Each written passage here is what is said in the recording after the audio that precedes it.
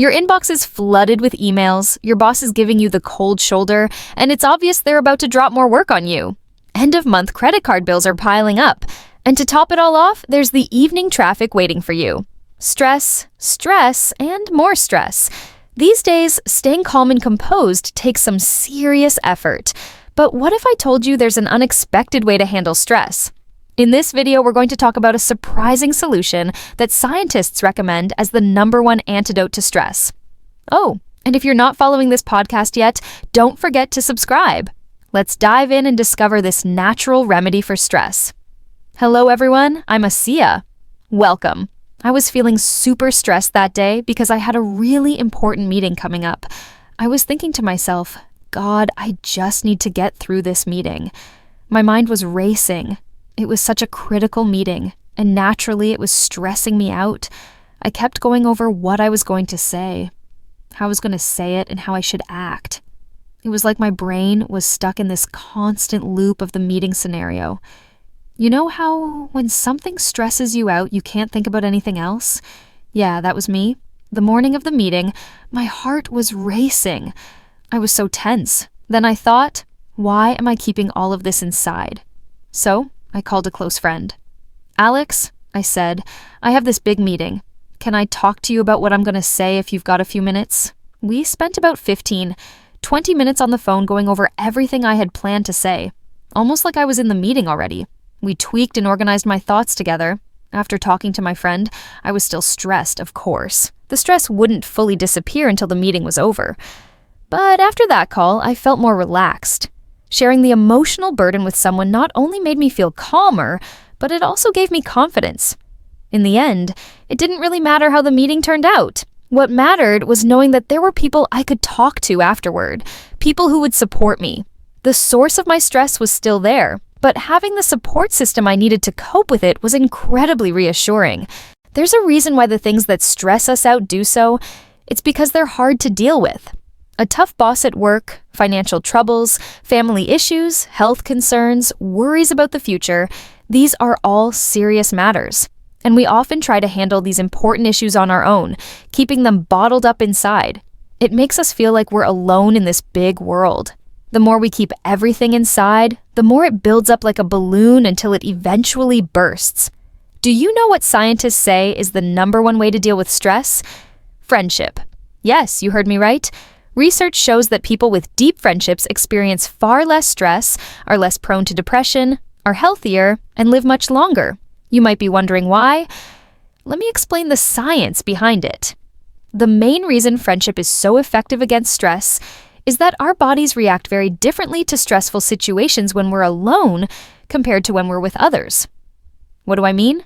For example, let's say you're working on a tough task. It's a stressful job. If you're doing it alone, scientists measure your heart rate and find that it becomes irregular and tends to speed up. But when you do the same task with a close friend beside you, your heart rate stays much more stable and slow.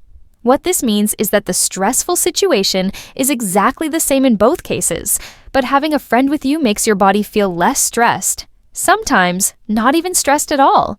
When you're alone, though, the same task feels way more stressful. Studies also show that when we're isolated, the way our immune system functions is negatively affected. Specifically, the white blood cells, which are a key part of the immune system, don't work as well, leaving us more vulnerable to infections and reducing our immunity. Humans are one of the most social species on the planet. Our brains are wired to be social. Throughout millions of years, our ancestors lived in tribes, hunted together, and survived by sticking together. Our brains are programmed to move in groups, and that's why we need social support. Having friends or loved ones by our side during tough times helps regulate our bodies and hormones in a way that reduces stress. In fact, even if your friend doesn't say anything, just their presence alone can lower your stress levels. There are countless studies on this, but I want to tell you about one of the most fascinating. Dr. Bruce Alexander conducted an experiment in which a rat was placed alone in a cage and given 2 water options. One dish contained water laced with a sweet, addictive substance, and the other dish had clean water. The isolated rat became addicted to the sweet water, neglecting the clean water and eventually dying. Some scientists objected to this experiment, arguing that since rats are very social animals, isolating the rat wasn't a fair test. So Dr. Alexander created what's known as a rat park, a large space filled with plenty of rats and activities like running wheels. He repeated the experiment, and the rats that were able to run, play, and socialize still tried the sweet water a few times, but eventually gave it up for the clean water. From this experiment, researchers concluded that social animals, when isolated, are more prone to stress and addictions. But when these animals are in a supportive social environment, their stress decreases, they become healthier, and they make better decisions. This reminds me of something. If I were left alone in total darkness, I'd be terrified. I wouldn't know which way to go. I'd feel scared and helpless. But if I were in that same darkness with a friend, I'd still be scared, but knowing I wasn't alone would make me feel safer. The darkness would be the same, but having someone with me would make all the difference. Now, let me take you on a little trip to Japan. Simon Sinek once said that one of the main reasons we're so stressed today is that we've forgotten how to be true friends. I'll get into that more in a moment, but first, I want to share a beautiful tradition from Japan with you. In Japanese villages, children are put into support groups of 5 from a young age. These groups are called Moai. The 5 members of a Moai group promise to support each other for life. If one of them faces financial difficulty, the others help out. They meet weekly and spend time together, and whenever something bad happens, the first people to offer help are the members of the Moai group. It's an incredibly beautiful tradition. Let me share the words of a 77-year-old woman named Klasmana who lives on Okinawa Island in Japan and is the youngest member of her Moai group. She says, "We don't just meet up every week to talk about random things.